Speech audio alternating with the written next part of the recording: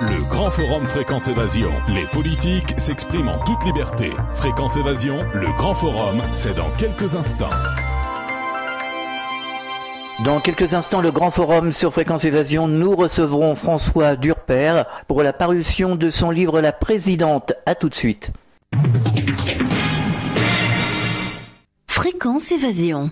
Chaque jour, sur Fréquence Évasion Radio, recherche, ovni, paranormal, faits de société, protection de l'environnement et les rendez-vous avec vos stars préférées dans Paroles de Stars. Fréquence Évasion, c'est également la voix des sudistes en Principauté de Monaco et dans le Grand Sud. Fréquence Évasion Radio, dites-nous tout. Dites-nous tout. Dites-nous tout.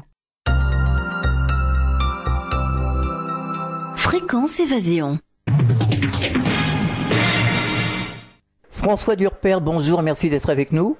Merci de votre accueil. On peut vous retrouver à travers un livre bande dessinée La Présidente, coécrit avec Farid Boudjelal. Vous dites que le prochain occupant de l'Élysée sera Marine Le Pen, la présidente de la France. Nous y reviendrons dans quelques instants. Qu'est-ce qui vous a incité à écrire ce livre sous forme de bande dessinée, La Présidente, avec Farid Boudjelal? Alors, il y a deux questions. C'est vrai, dans votre question, la première, c'est ce qui a incité à écrire ce livre tout court. Et je dirais, c'est le déni. Vous savez, depuis quelques années, le Front National, ça fait 3 fois déjà qu'il arrive en tête des scrutins lors d'un premier tour. Et néanmoins, on continue dans la presse politique, notamment, à dire jamais ce parti n'arrivera au pouvoir, notamment au présidentiel, citant à l'envi les précédents historiques comme 2002 par exemple. Donc le déni, essayer de casser cette idée d'un plafond de verre qui ferait que jamais le Front National n'accéderait au pouvoir. Et puis la deuxième chose, c'est pourquoi en BD parce que au départ c'était parti pour un essai politique, et c'est la rencontre avec un éditeur, Laurent Beccaria, le patron des arènes, qui m'a convaincu de faire plutôt une BD, et la rencontre aussi avec Farid Boudjelal. Évidemment, la BD, ça permet d'accéder à un autre type de public que simplement le public intéressé par les sciences politiques. C'est vrai. Alors, dans votre livre, vous évoquez l'installation de Marine Le Pen à l'Élysée. Selon vous, quelles sont les principales raisons qui risquent de conduire Marine Le Pen aux responsabilités? Alors, il y a des raisons de fond, il y a des raisons qui tiennent à l'écume et à la mécanique politique. Et les raisons de fond, c'est la poussée du populisme dans toutes les sociétés actuellement. Vous le voyez actuellement aux États-Unis, Donald Trump a gagné la primaire républicaine sur à peu près les mêmes thématiques. Le refus de la mondialisation, l'idée d'un mur avec le Mexique. Vous voyez ce qui se passe en Autriche, vous voyez ce qui se passe en Angleterre avec le Brexit. D'ailleurs, on prévoit dans la BD, sortie plusieurs mois avant le Brexit et dont on parle dans la BD. Ça, ce sont les raisons de fond. Un retour sur les nations. Et puis, les raisons qui tiennent à la mécanique politique, eh bien, on l'explique un peu au début de la BD. Si jamais Nicolas Sarkozy gagnait la primaire républicaine, il nous semble qu'une candidature centriste importante pourrait émerger et faire que le candidat de la droite serait éliminé du second tour. Et en cas de deuxième tour entre François Hollande et Marine Le Pen, dans la BD, nous on expliquait que Marine Le Pen l'emportait à 50,5%, et les sondages d'opinion aujourd'hui nous donnent presque tort, puisque c'est 53% pour Marine Le Pen face à François Hollande. Alors, on ne dit pas que toutes ces hypothèses seront valides.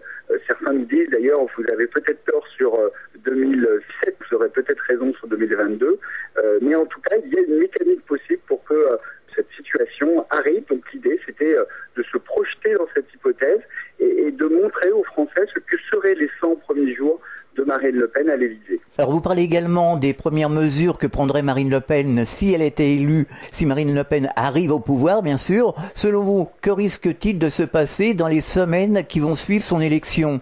Alors la première chose qu'elle ferait, c'est de gagner son 3e tour électoral, c'est évidemment les législatives. C'est peut-être le tour le plus difficile pour elle, c'est d'obtenir une majorité au Parlement en cassant le groupe des Républicains et en amarrant à elle une partie de la droite républicaine. Ce sont les premières pages de la BD. On s'est projeté véritablement, on a réuni une équipe de politologues, d'économistes, de gens qui ont réfléchi sur les scénarios possibles et sur la manière pour Marine Le Pen d'obtenir une majorité à l'Assemblée et puis ensuite de dérouler sa politique ou une partie de sa politique. Alors il y a plusieurs points obscurs qu'il faudrait expliquer. Il y a la dette dont on en parle très peu finalement, l'organisation d'un référendum pour la sortie de l'Union européenne dont parle Marine Le Pen. Comment voyez-vous ce début de quinquennat avec Marine Le Pen, bien sûr si elle est élue? Alors le début de quinquennat précisément ne serait pas directement lié à cette sortie de l'euro. D'ailleurs, elle le dit de plus en plus, Marine Le Pen, la sortie de l'euro ne serait pas pour dès après la victoire électorale, elle serait décidée par référendum. Nous, on le décide en septembre. Évidemment, on n'invente pas, tout ça est plutôt le fruit, non pas d'un travail de futurologue, mais d'historien, en allant se plonger dans ce qu'a déjà dit Marine Le Pen dans son programme.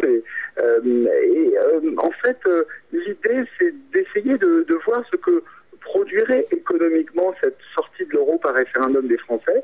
On a là pour ce faire, on s'est entouré d'économistes, en particulier d'Emmanuel Le Chypre, que vous connaissez bien, le consultant économique de BFM, et qui a son personnage dans la BD, à qui on a dit tout simplement, mais écoute, Emmanuel Le Chypre, le texte, c'est toi qui vas l'écrire, donc c'est ton personnage, tu vas écrire ton texte, tu vas imaginer l'économie française sous Marine Le Pen. Alors il fait des tableaux pour expliquer ce qui se passerait, il essaie de rendre ça le plus pédagogique possible. L'idée, c'est que tous les lecteurs puissent se trouver un peu leur compte, ceux qui sont plus intéressés par l'économie, par la politique, mais aussi tous ceux qui sont simplement intéressés par cette histoire. Il y a 4 personnages qui font vivre de manière un peu, j'allais dire, narrative l'histoire, pour que ce ne soit pas simplement une sorte de roman graphique très Sciences Po qui dissuaderait beaucoup de nos lecteurs. François Durper, on marque une pause, on revient dans quelques instants. Fréquence Évasion. Chaque jour sur Fréquence Évasion Radio, vos rendez-vous quotidiens. Écoutez Fréquence Évasion en téléchargeant l'application iPhone ou Android et retrouvez-nous sur www.fréquenceévasion.com. Infos, chroniques, interviews et détente. Fréquence Évasion Radio, dites-nous tout. Fréquence Évasion. Fréquence Évasion. Nous sommes de retour, c'est la deuxième partie du Grand Forum. Nous sommes toujours en compagnie de François Durper pour la parution de son livre « La Présidente » aux éditions Les Arènes. Alors il semblerait que nous soyons arrivés dans une impasse, car environ 70% des Français ne veulent plus du PS, ne veulent plus les Républicains, et pour la plupart rejettent la classe politique d'une manière générale. Que faire face à cette situation? C'est un peu effectivement le tableau que l'on dresse. C'est de dire Marine Le Pen va gagner, c'est surtout dire les autres vont perdre.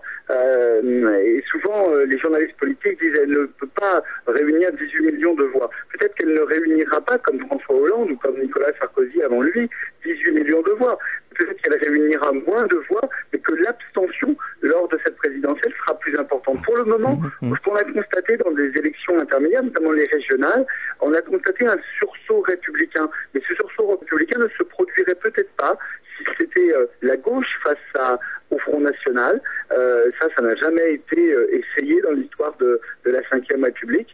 Il y aurait peut-être une grande partie des gens qui ne se déplaceraient pas. Il y a une crise politique qui ne concerne pas que la France. On le voit, l'analyse de la société américaine actuelle avec cette période de convention le montre. Donald Trump gagne en disant « Je ne suis pas un homme politique, faites-moi confiance, je n'ai jamais été élu ». Marine Le Pen, elle, ne peut pas dire « Je n'ai jamais été élu », elle a été élue, elle est élue, mais le Front National a des élus également au Parlement, mais c'est toujours cette dynamique anti-système qui pousse le Front National. Alors un nombre grandissant des Français ne veulent plus aller voter. Certains aimeraient se débarrasser des partis politiques qui exercent le pouvoir depuis des décennies. En même temps, Marine Le Pen finalement n'a jamais exercé le pouvoir. Ils souhaiteraient une véritable démocratie participative. Quelle est votre vue des choses ?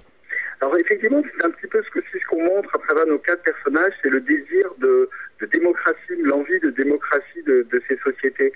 À la fois, cette période est lourde de menaces, à la fois la poussée des identitarismes, le terrorisme également, les menaces terroristes et le développement également des technologies qui font qu'aujourd'hui, la capacité de surveillance sur les citoyens est plus importante même que ce que avait pu imaginer Orwell dans 1984. Donc c'est un peu l'idée aussi que l'on cherche à développer. Est-ce que nous sommes passés dans une ère post-démocratique? Alors c'est l'objet de la présidente, le tome 1, mais c'est aussi surtout l'objet du tome 2 qui sort en septembre et qui s'appellera Totalitaire.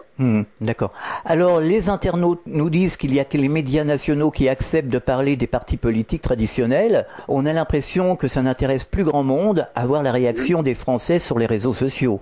Oui, alors c'est très difficile d'évaluer la démocratie via les réseaux sociaux. C'est-à-dire que il ne faudrait pas penser que la démocratie d'avant est une démocratie pourrie, qui n'est pas une vraie démocratie, et que cette démocratie de gens des réseaux sociaux est une formidable démocratie. Vous savez, sur les réseaux sociaux, parfois ce sont les mêmes qui s'expriment également. C'est pas nécessairement un média de masse, ce sont les mêmes qui s'expriment. Et on trouve de tout sur les réseaux sociaux, et surtout ceux qui invectivent, qui menacent, il y a des propos racistes, il y a des propos... Il y a effectivement une forme de démocratie directe possible. D'ailleurs, ce qu'on développe un peu dans le tome 2 avec... on imagine même un vote numérique, qu'on passerait directement au vote numérique. Mais cette démocratie est-elle parfaite? Le gentil citoyen est-il toujours gentil? Ce sont des questions de toute façon de notre société pour les années à venir. Et passer de cette 5e République à une République 2.0 en estimant que nécessairement s'exprimer sur Twitter, c'est faire acte de citoyenneté, c'est un peu léger. Le vote ne suffit pas à être citoyen, mais l'action politique en 540 signes, ce n'est pas non plus le nec plus ultra. Alors on peut vous retrouver sur Internet, vous avez un site www.durper.com. Sur votre site, vous avez une chronique Si j'étais président, vous abordez des thèmes politiques très différents. Vous pouvez nous expliquer?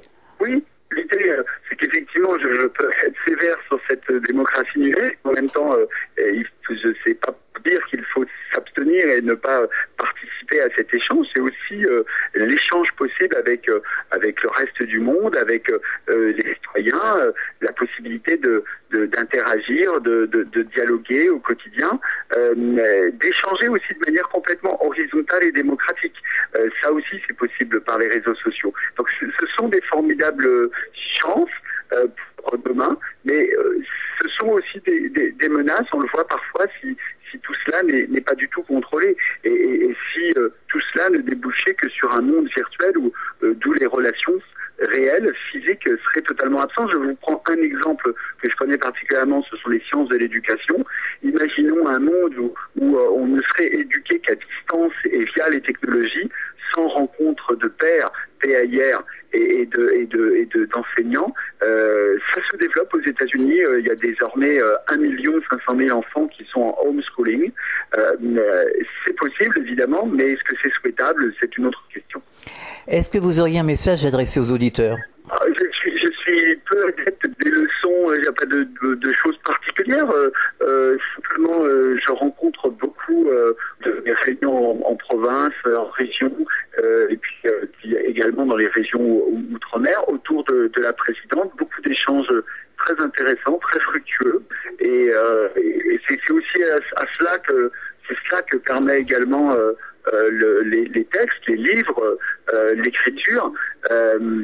Voilà encore une possibilité évidemment de se dire que cet échange il est nécessaire, cette relation elle est nécessaire. Est-ce que vous avez des projets? Oui, alors évidemment le tome 2 de la présidente qui s'appellera Totalitaire et qui sort en septembre, et puis il y a un tome 3 qui arrive également, ce sera la série, les 3, et puis un autre ouvrage qui sera un ouvrage d'histoire. Je reviens à mes premières amours, parce que je suis historien, donc je vais laisser un peu le futur de côté et me pencher sur l'histoire de notre pays, la France, mais ça sera pour une sortie en 2017, voire début 2018. Vous viendrez nous en parler. Avec un très grand plaisir. Ouais. Alors pour terminer, peut-être un mot sur les récents attentats de Nice? Oui, bien sûr. C'est aussi évidemment un sujet de préoccupation pour toutes nos sociétés. Le mot, évidemment, c'est d'abord un mot de compassion et de partage de la douleur des familles qu'on a tous. C'est aussi l'idée qu'il est nécessaire, je crois, et là on est au-delà de la politique, de faire corps.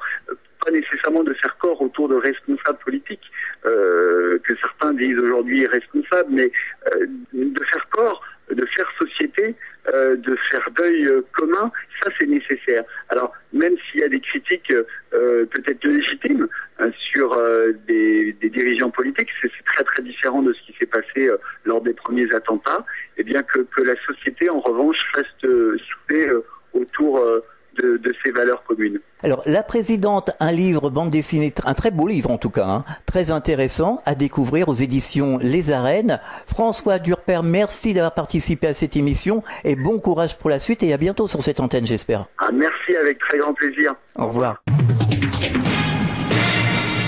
Fréquence Évasion.